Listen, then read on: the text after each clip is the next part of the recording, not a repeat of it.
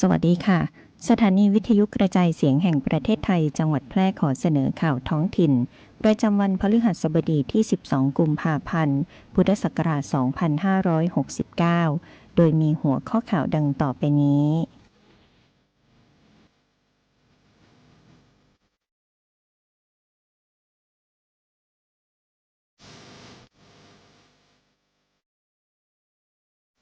ทีมวิจัยมหาวิทยาลัยศิลปากรเข้าพบผู้ว่าราชการจังหวัดแพร่นำเสนอโครงการพัฒนาระบบตรวจจับเฝ้าระวังไฟป่าแบบครบวงจรแก้ปัญหา PM 2.5 ในพื้นที่อุทยานแห่งชาติแม่ยมขนส่งจังหวัดแพร่ขอเชิญชวนร่วมประมูลทะเบียนรถเลขสวยในหมวดอักษรกอไก่นอหนูกิจการก้าวหน้านำพารุ่งเรือง301หมายเลขรายได้เข้ากองทุนเพื่อความปลอดภัยในการใช้รถใช้ถนนดียันข่าวจริงไทยยกระดับเฝ้าระวังไวรัสนิปาคัดกรองนักเดินทางเข้มข้นขออย่าตื่นตระหนกเลือกเชื่อแชร์ข้อมูลทางการเท่านั้นต่อไปเป็นรายละเอียดของข่าวค่ะ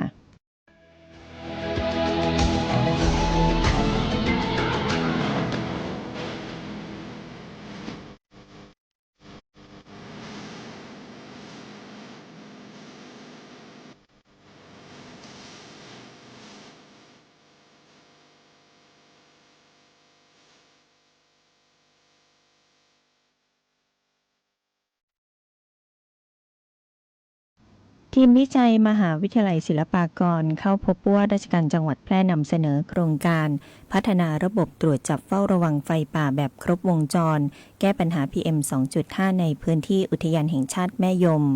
สำนักงานประชาสัมพันธ์จังหวัดแพร่รายงานว่าที่ห้องประชุมชัยบูรณ์ชั้น 5 สารกลางจังหวัดแพร่นายสมชัยเลิศประสิทธิพันธ์ผู้ว่าราชการจังหวัดแพร่ให้การต้อนรับรองศาสตราจารย์ดร.ปานใจทานทัศนวงศ์ผู้อำนวยการแผนงานวิจัยพร้อมคณะนักวิจัยจากภาควิชาคอมพิวเตอร์คณะวิทยาศาสตร์มหาวิทยาลัยศิลปากรวิทยาเขตพระราชวังสนามจันทร์ในโอกาสเข้าพบเพื่อนำเสนอโครงการวิจัยโครงการพัฒนาระบบตรวจจับและเฝ้าระวังไฟป่าแบบครบวงจรภายใต้แผนงาน PM 2.5 เป้าหมายสำคัญประเทศไทยปลอดภัยจาก PM 2.5 ภายหลังจากสำนักงานวิจัยแห่งชาติได้เห็นความสำคัญในการจัดสรรงบประมาณจากกองทุนส่งเสริมวิทยาศาสตร์วิจัยและนวัตกรรมประจำปีงบประมาณ 2568 สำหรับในพื้นที่ดำเนินงานวิจัยอยู่ในเขตอุทยานแห่งชาติแม่ยมอำเภอ2 จังหวัดแพร่ซึ่งเป็นพื้นที่เสี่ยงต่อการเกิดไฟป่าและหมอกควันสะสมโครงการมุ่งเน้นการประยุกต์ใช้เทคโนโลยีสมัยใหม่ได้แก่ระบบเซ็นเซอร์ที่สามารถตรวจจับความผิดปกติได้แบบเรียลไทม์ควบคู่ไปกับการติดตั้งกล้องวงจรปิดที่ทำงานด้วยปัญญาประดิษฐ์หรือ AI เพื่อวิเคราะห์ข้อมูลระบุพิกัดการเกิดไฟป่าได้อย่างแม่นยำพร้อมกับแจ้งเตือนไปยังหน่วยงานที่เกี่ยวข้องในทันทีทำให้สามารถเข้าควบคุมสถานการณ์ได้อย่างรวดเร็วลดความเสียหายลดความรุนแรงของปัญหาไฟป่าและฝุ่น PM 2.5 ได้อย่างมีประสิทธิภาพผู้ว่าราชการจังหวัดแพร่กล่าวว่าโครงการวิจัยดังกล่าวจะเป็นประโยชน์อย่างยิ่งต่อการอนุรักษ์ทรัพยากรป่าไม้และสัตว์ป่าตลอดจนสนับสนุนการบริหารจัดการปัญหาไฟป่าและหมอกควันของจังหวัดแพร่ให้เป็นไปอย่างมีประสิทธิภาพยั่งยืนต่อไปขนส่งจังหวัดแพร่ขอเชิญร่วมประมูลทะเบียนรถเลขสวยในหมวดอักษรกอไก่นอหนูกิจการก้าวหน้านำพารุ่งเรือง301หมายเลขรายได้เข้าสู่กองทุนเพื่อความปลอดภัยในการใช้รถใช้ถนนนางสาวดารารัตน์ดาวเวียงกันขนส่งจังหวัดแพร่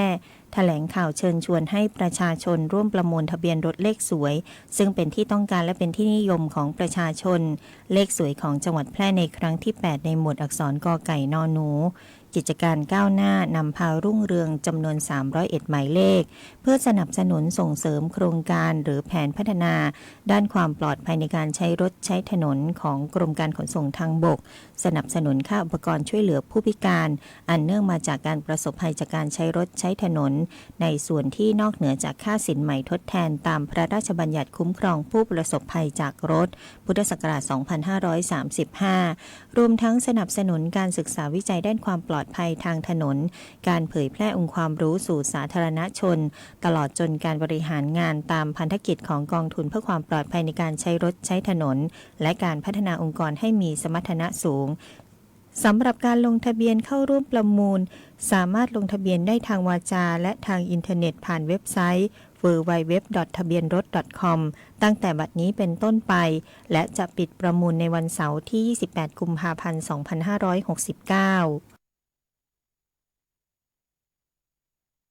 โดยสามารถร่วมประมูลได้ณโรงแรมแพร่นคราอำเภอเมืองแพร่จังหวัดแพร่ผู้ที่สนใจสามารถเข้าร่วมประมูลจะมีรถอยู่แล้วหรือยังไม่มีรถก็สามารถลงทะเบียนได้โดยสามารถเลือกหมายเลขที่ชื่นชอบตามความต้องการหมายเลขที่ถูกโฉลกหรือหมายเลขที่สร้างความสุขความภาคภูมิใจในการเป็นเจ้าของเลขสวยด้วยตนเองทั้งนี้หมายเลขที่นำออกประมูลจะแบ่งออกเป็น3กลุ่มได้แก่เลข4ตัวเหมือนเลขตัวเดียวและเลขเรียง3ตัวหมายเลขทะเบียนรถที่ได้จากการประมูลสามารถนำไปจดทะเบียนได้โดยไม่ต้องรอเรียงตามลำดับหมายเลขปกติและสามารถนำไปจดทะเบียนกับรถใหม่หรือเปลี่ยนกับหมายเลขทะเบียนรถเดิมได้ผู้ที่สนใจติดต่อสอบถามเพิ่มเติมได้ที่สำนักงานขนส่งจังหวัดแพร่โทรศัพท์หมายเลข0546525544เจ้าหน้าที่กองทุนเพื่อความปลอดภัยในการใช้รถใช้ถนนหรือกปท.โทรศัพท์หมายเลข0882531390ฝ่ายทะเบียนรถสำนักงานขนส่งจังหวัดแพร่0546525540หรือสายด่วนกรมการขนส่งทางบก1584DE ยืนยันข่าวจริงไทยยกระดับเฝ้าระวังไวรัสนิปาคัดกรองนักเดินทางอย่างเข้มข้นและขอเตือนอย่าตื่นตระหนกเลือกเชื่อแชร์ข้อมูลจากทางการเท่านั้นกระทรวงดิจิทัลเพื่อเศรษฐกิจและสังคมหรือ DE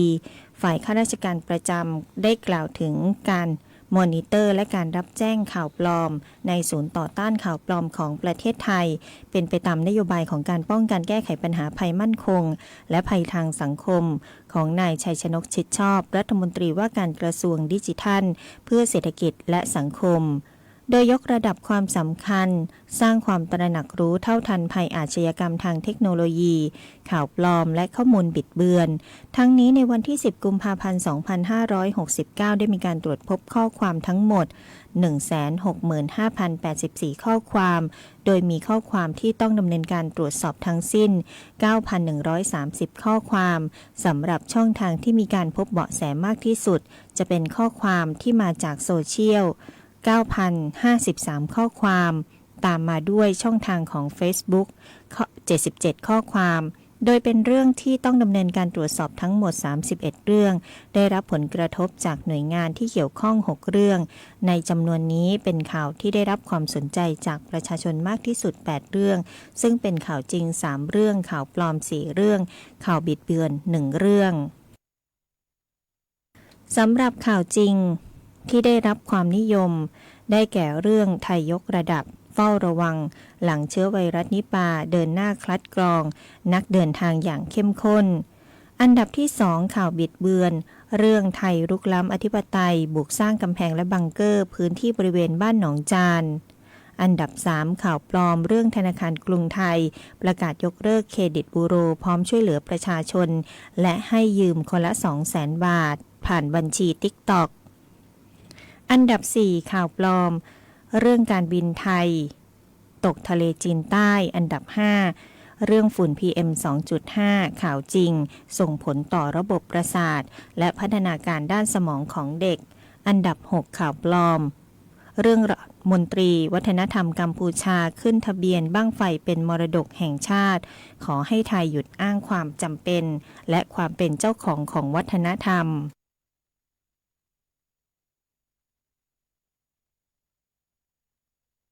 เรื่องผู้บัญชาการทหารสูงสุดสั่งการผู้ใดให้ความช่วยเหลือเด็กต่างด้าวให้เรียนฟรีต้องใช้เงินส่วนตัวแทนเท่านั้น สำหรับอันดับหนึ่งข่าวจริงเรื่องไทยยกระดับเฝ้าระวังหลังเชื้อไวรัสนิปาเดินหน้าคัดกรองนักเดินทางอย่างเข้มข้นกระทรวงดีได้มีการตรวจสอบร่วมกับกรมควบคุมโรคกระทรวงสาธารณสุขและมีการยืนยันว่าเป็นข่าวจริงสำหรับมาตรการในการเฝ้าระวังเชื้อไวรัสนิปาคือต้องเสริมความเข้มแข็งระบบเฝ้าระวัง3ส่วน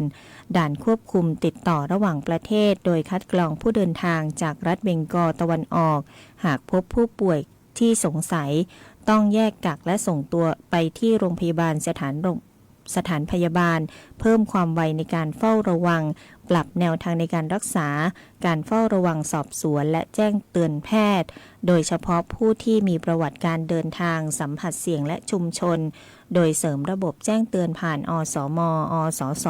เพื่อรายงานเหตุปกติในพื้นที่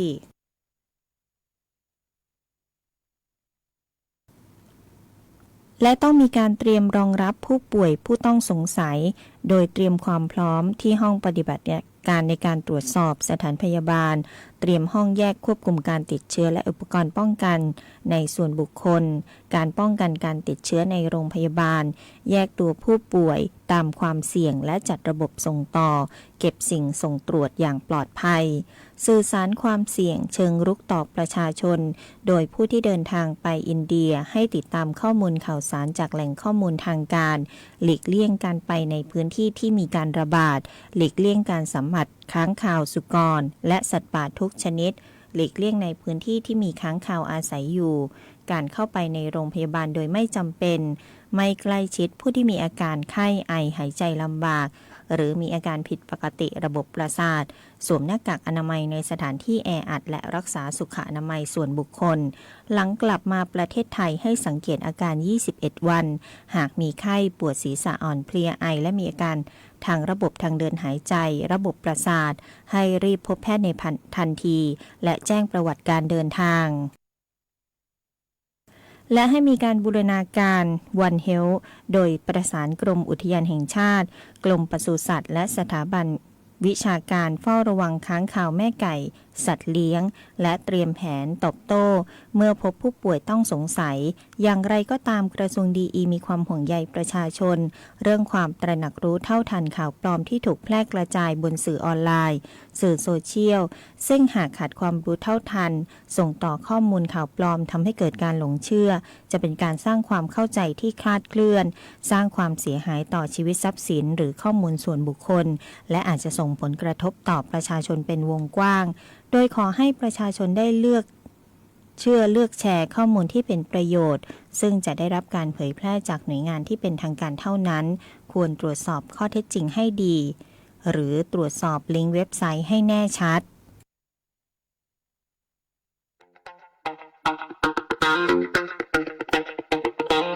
จากอาหารไทยมวยไทยดนตรีไทยไปจนถึงเทศกาลไทยและงานศิลปะไทย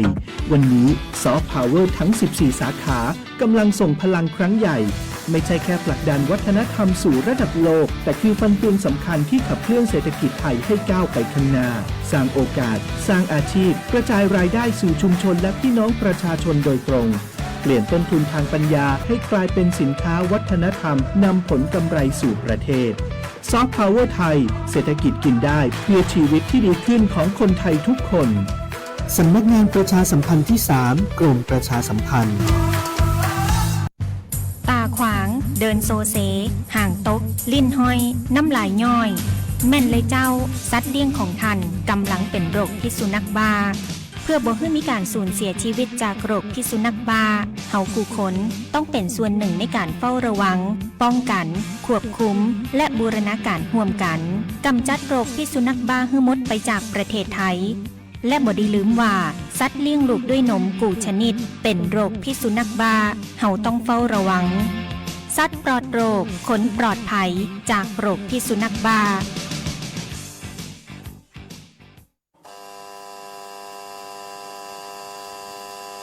3 6 5นี่ไม่ใช่ตัวเลขเสี่ยงโชคแต่อยากให้ปักหมุดตัวเลขนี้ไว้เพื่อการตระหนักและสร้างจิตสำนึกในการป้องกันหมอกควันไฟป่าให้365วันตลอดทั้งปีเป็นช่วงเวลาของการป้องกันหมอกควันไฟป่า เพื่อคุณภาพอากาศที่ดีต่อสุขภาพหมอกควันไฟป่าจะได้เบาบางลงจนกลายเป็นหมอกจางๆและค่อยๆเลือนหายไปจากประเทศไทยในที่สุดหมอกจะงดงามและทำให้เยือกเย็นแสนจะเย็นกฎหมายง่ายจังแค่ฟังก็เข้าใจโดยสำนักงานกิจการยุติธรรมตอนกฎหมายควบคุมอาคารคืออะไรพ่อคะดูตึกรูปหยดน้ำนั่นสิคะน่ากลัวจังอ่ะเขาไม่กลัวมันจะถล่มลงมากันเหรอฐานตึกดูไม่แข็งแรงเลยอ่ะ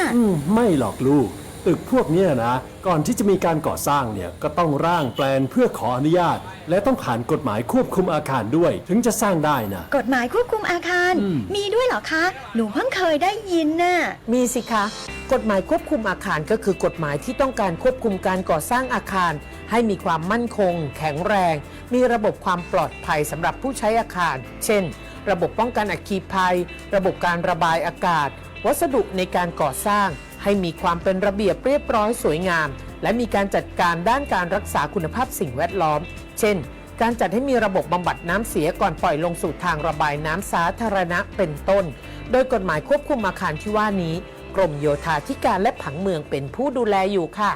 กรมโยธาธิการและผังเมืองหนูเคยได้ยินอยู่ค่ะดูแลเรื่องผังเมืองระดับต่างๆใช่ไหมคะใช่แล้วล่ะลูกหนูก็อยากเป็นสถาปนิกนี่นาหนูก็ต้องศึกษาเรื่องนี้ไว้ด้วยนะค่ะพ่อหากสงสัยเรื่องกฎหมายหรือได้รับความไม่เป็นธรรมติดต่อสำนักงานยุติธรรมจังหวัดทั่วประเทศหรือโทรสายด่วนยุติธรรม1111กด77นะจะบอกให้มาติดตามพยากรณ์อากาศจากสถานีอุตุนิยมวิทยาแพร่ประจำวันพฤหัสบดีที่12กุมภาพันธ์พุทธศักราช2569ประเทศไทยตอนบนมีอุณหภูมิที่สูงขึ้นแต่ยังคงมีอากาศเย็นกับมีหมอกในตอนเช้าเนื่องจากบริเวณความกดอากาศสูงมวลอากาศเย็นที่ปกคลุมประเทศไทยตอนบนมีกำลังอ่อนลงขอให้ประชาชนบริเวณประเทศไทยตอนบนดูแลรักษาสุขภาพเนื่องจากอากาศที่เปลี่ยนแปลงและระมัดระวังในการสัญจรผ่านบริเวณที่มีหมอกฝุ่นละอองในระยะนี้ประเทศไทยตอนบนมีการสะสมของฝุ่นละอองหมอกควันอยู่ในเกณฑ์ปานกลางเนื่องจากมีการระบายอากาศอยู่ในเกณฑ์อ่อนพยากรณ์อากาศบริเวณภาคเหนืออากาศเย็นกับมีหมอกในตอนเช้าอุณหภูมิต่ำสุด 18-21 องศาอุณหภูมิสูงสุด 33-37 องศาบริเวณยอดดอยอากาศหนาวถึงหนาวจัดอุณหภูมิต่ำสุด 6-15 องศาลมตะวันออกเฉียงใต้ความเร็ว 10-15 กิโลเมตรต่อชั่วโมงพยากรณ์อากาศบริเวณจังหวัดแพร่อากาศเย็นกับมีหมอกในตอนเช้าทัศนวิสัย 4-12 กิโลเมตรลมตะวันออกเฉียงใต้ความเร็ว 10-20 กิโลเมตรต่อชั่วโมง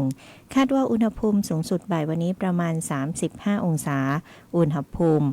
ต่ำสุดเช้าพรุ่งนี้ประมาณ 20 องศาบริเวณยอดดอยอากาศหนาวอุณหภูมิต่ำสุด 13 องศาเซลเซียสวันนี้ดวงอาทิตย์ตกเวลา 18:19 นาทีวันพรุ่งนี้ดวงอาทิตย์ขึ้นเวลา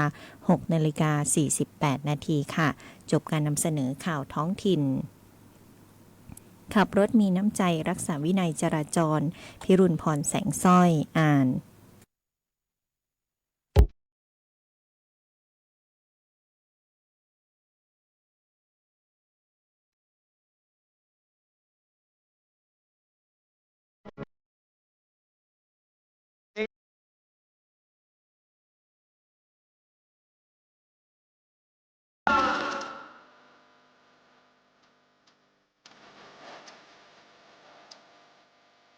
ข้าวยางแก่สุดโทรมเสียหายผู้ผลผลิตน้อยการยางแห่งประเทศไทยสนับสนุนปลูกแตนด้วยยางพันธุ์ดีไร่ละ 20,000 บาทและปลูกแตนด้วยพืชอื่นไร่ละ 12,000 บาทแค่เป็นเกษตรกรตีขึ้นทะเบียนกับกยธ.